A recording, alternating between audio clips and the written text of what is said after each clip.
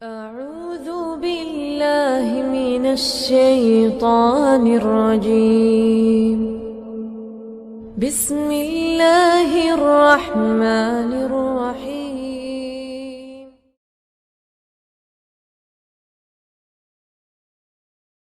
Bagaimana menghadapi suami yang egois karena suami sudah mengaji? Bagaimana solusinya Ustadz? Saya kadang dari segi segalanya dia egois.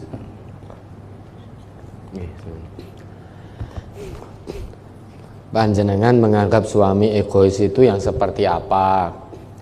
Jangan-jangan suami panjenengan sudah juga menganggap panjenengan egois. Nah tadi dikatakan semuanya sudah sama-sama ngaji, berarti sudah sama-sama dicelup dengan ayat-ayat Allah, sudah dicelup dengan sunnah-sunnah Rasulullah. Nah kalau sudah dicelup dengan ayat dan sunnah Rasulullah, sudah paham, ya tinggal diamalkan bersama-sama. Wong sudah sama-sama dicelup dengan ayat dan sunnah-sunnah Rasulullah, sudah sama-sama paham. Nah, tinggal satu lagi pembuktiannya, yaitu diamalkan hasil kajinya dalam segala hal, baik dalam muamalah, hubungan rumah tangga, hubungan dengan manusia yang lain, kemasyarakatan, maupun dalam hal ibadah kepada Allah. Hablum minallah, hablum minannas, tinggal itu dibuktikan. Apalagi ini suami istri ngajinya di tempat kajian yang sama, pemahamannya sama. Kok masih ada perselisihan yang tidak bisa diselesaikan? Katanya sudah dicelup dengan Quran, katanya sudah dicelup dengan sunnah. Padahal perintah Allah, fa in tanaza'tum fi syai'in farudduhu ilallah wa rasul in kuntum tu'minuna billahi wal yaumil akhir. Maka rujukkan perselisihan itu. Apalagi ini suami istri sudah ngaji semua, ngaji di tempat kajian yang sama, punya pemahaman yang sama, kok tidak bisa rujuk pada Quran, pada hadis-hadis Nabi yang sahih? Nah, berarti ini belum saling mengamalkan. Maka perlu saling mengamalkan. Jadi ngaji itu tidak hanya untuk mencari pengetahuan. Kalau untuk mencari pengetahuan ya tidak ada manfaatnya. Pengetahuan itu ya, dalam Islam butuh pengamalan. Pengamalan terhadap pengetahuan, kebenaran dan kebaikan butuh kesabaran. Kesabaran butuh nasihat menasehati. Nasihat menasehati butuh istiqomah, konsisten, tidak pernah putus. Untuk bisa istiqomah butuh mujahadah, butuh kesungguhan. Untuk bisa bersungguh-sungguh mujahadah butuh keimanan yang mutlak kepada Allah. Nah ini harus dipahami dan kita amalkan. Baik suami maupun istri itu semua punya hak dan kewajiban. Haknya istri ya, itu merupakan kewajiban suami. Istri punya hak untuk dibimbing, diajak, dinasehati, dituntun ke jalan yang benar, jalan yang Allah ridhoi. Istri punya hak untuk dinafkahi lahir batin, maka haknya istri ini menjadi kewajiban suami. Jangan menjadi suami yang hanya mau memberi nafkah batin saja. Namun ketika kewajibannya harus memenuhi nafkah lahir istri, karena istri butuh makan, butuh minum, butuh sandang, butuh papan, kemudian suami lari. Nah nanti nek pas batin nyedak. Nah ini justru suami yang seperti ini egois. Dia melalaikan salah satu kewajibannya, yaitu memberi nafkah lahir. Salah satu haknya istri menurut Al-Quran, wa'ashiruhunna bil ma'ruf, digauli, interaksi dengan istri dengan cara sikap yang ma'ruf, sikap yang dibenarkan oleh agama. Ini haknya istri.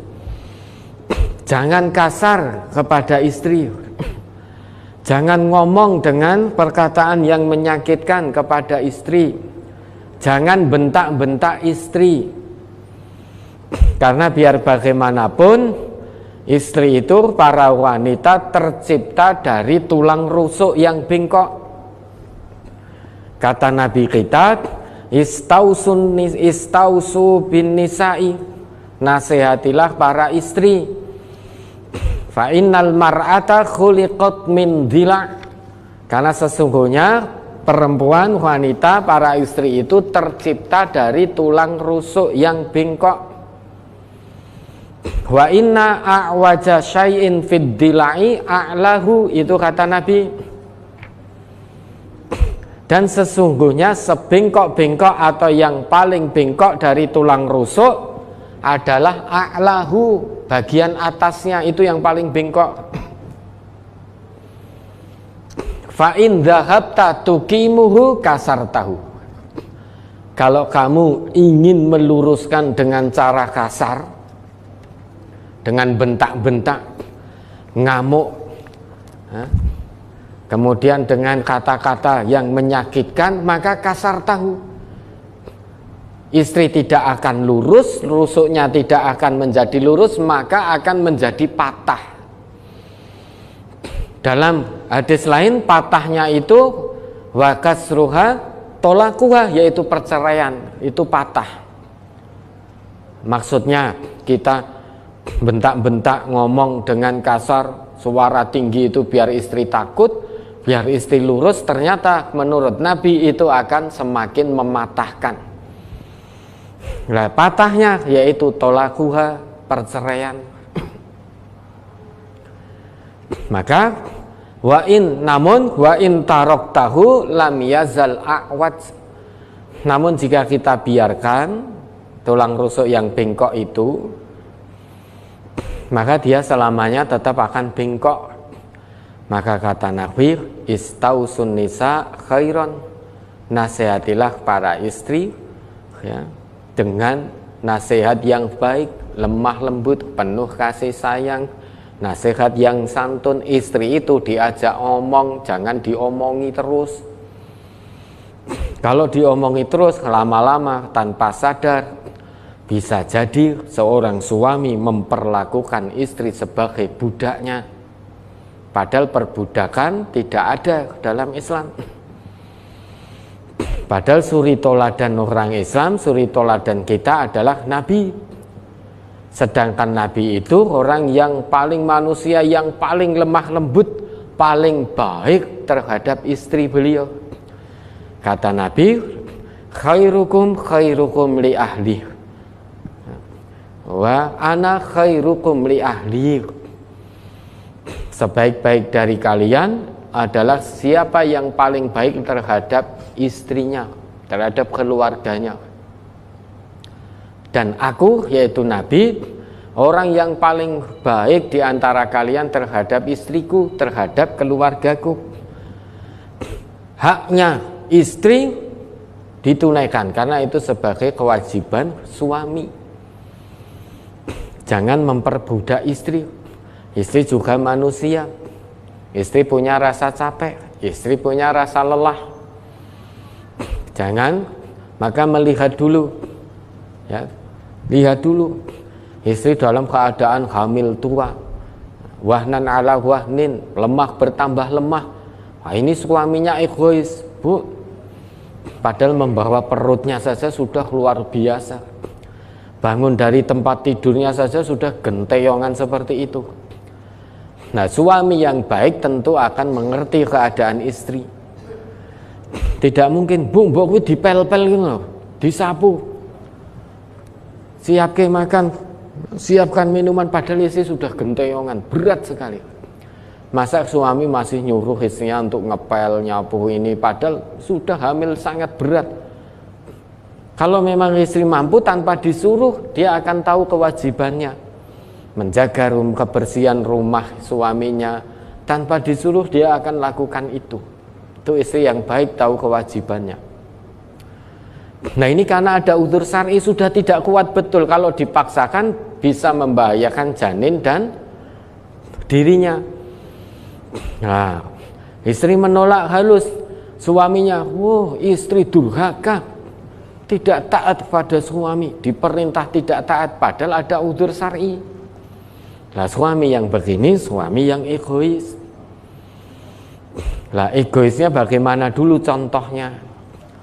Kalau hanya mau memberi nafkah batin, sedangkan lahirnya tidak mau, maka ini suami egois.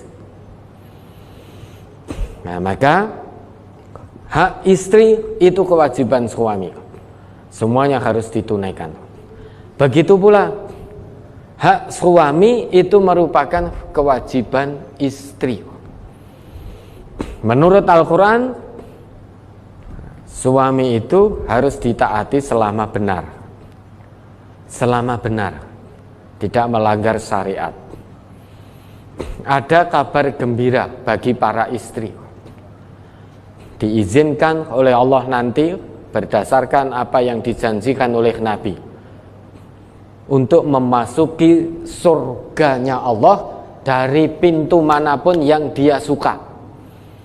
Kabar gembira ini tidak berlaku bagi laki-laki. Ini menurut Nabi hanya berlaku, dalam hadis itu disebutkan hanya berlaku bagi seorang istri. Kabar gembiranya apa? Kata Nabi kita, idza shallatil mar'atu khamsaha. Jika seorang perempuan, seorang wanita, seorang istri itu istiqomah konsisten mendirikan sholat 5 waktu dan sholatnya berfungsi betul tanha anil fahsya wal munkar, wa shomat syahroha, dan puasa Ramadan sehingga puasanya bisa membawa dirinya menuju ketakwaan Allah, kepada Allah, wa hassonat farjaha, dan menjaga kehormatan kemaluannya. Artinya kemaluannya hanya untuk suaminya yang halal secara syariat.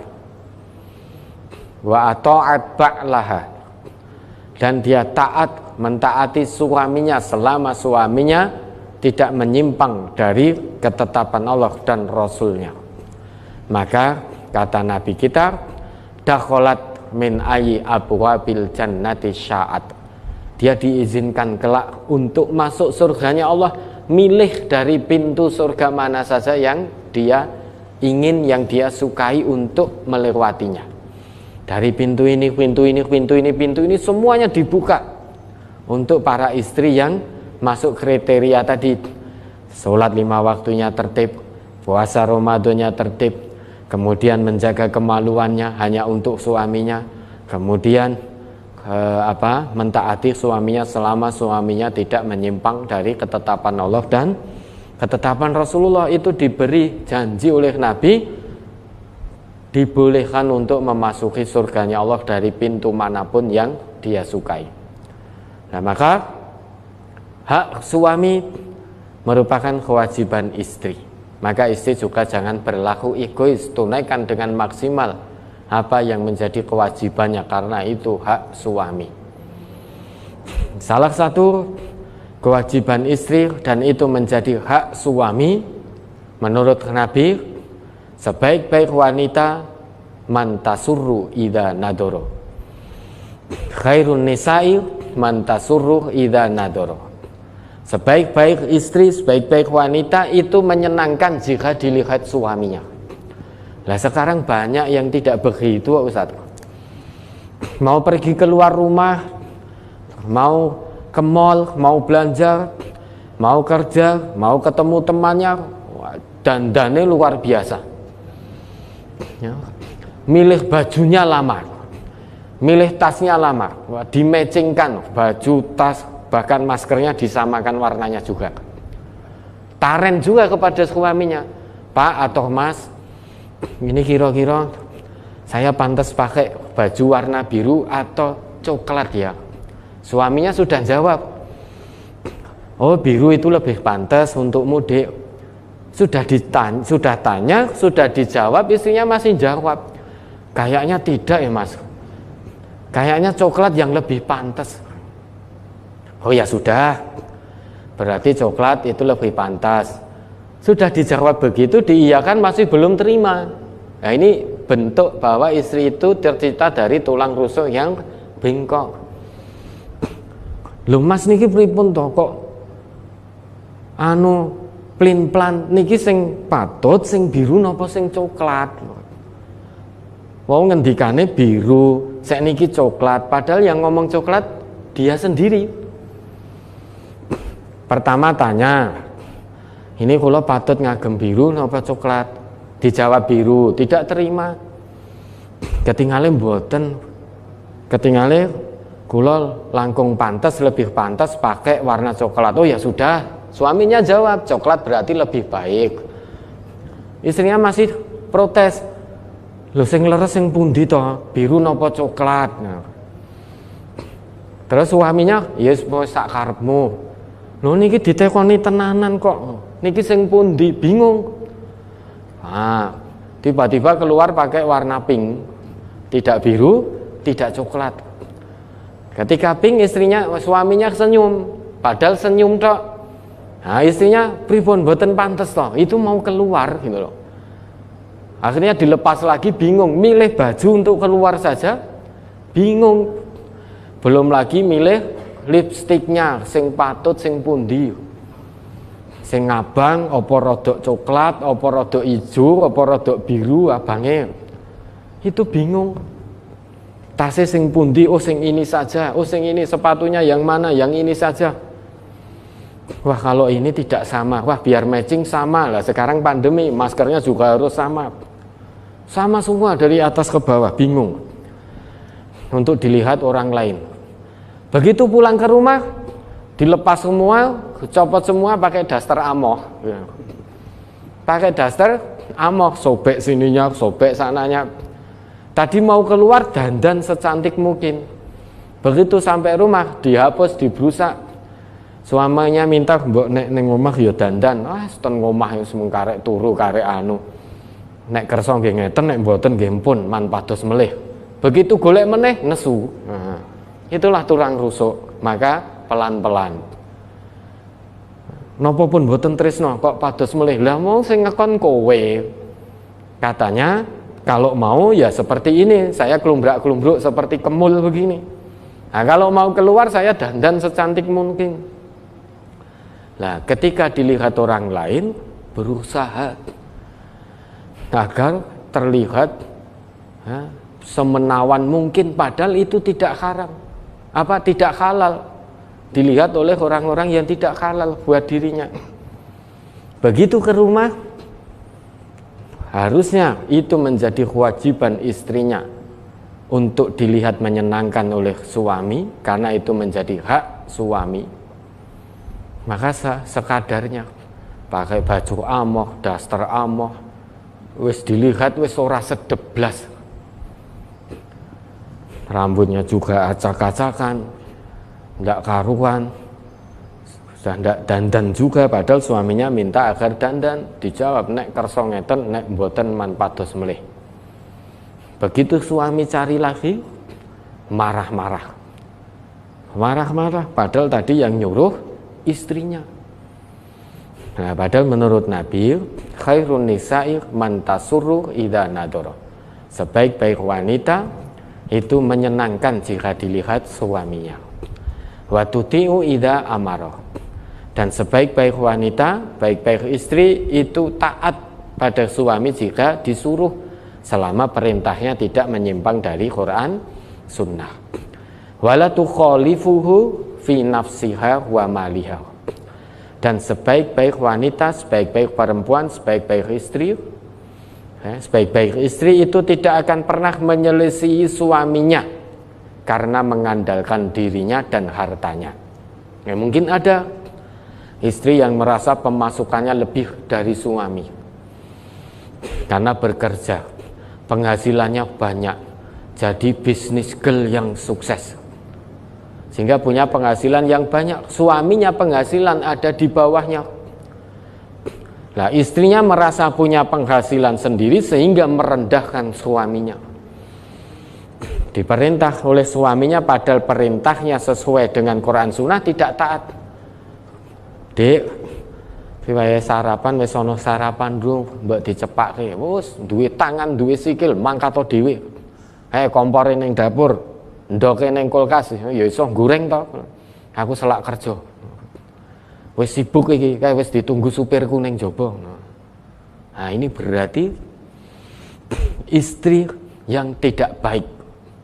Karena dia mengandalkan dirinya dan hartanya, sehingga melecehkan, merendahkan suaminya karena kebetulan penghasilan suaminya ada di bawahnya. Nah, ini istri yang tidak baik, hati-hati.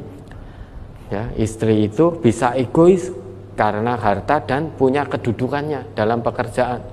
Egois dalam arti menyepelekan suami, merendahkan suami.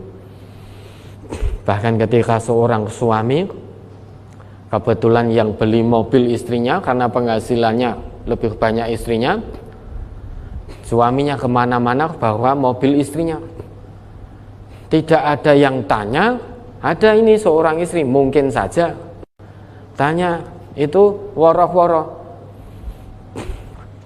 Ya. Ketika ketemu teman-temannya sesama kaum sosialita mungkin, kamu tahu nggak mobil yang dipakai suamiku itu yang beli aku loh. Suamiku itu hanya pinjam. Suamiku tidak mampu kalau beli mobil sendiri, wong penghasilannya berapa toh?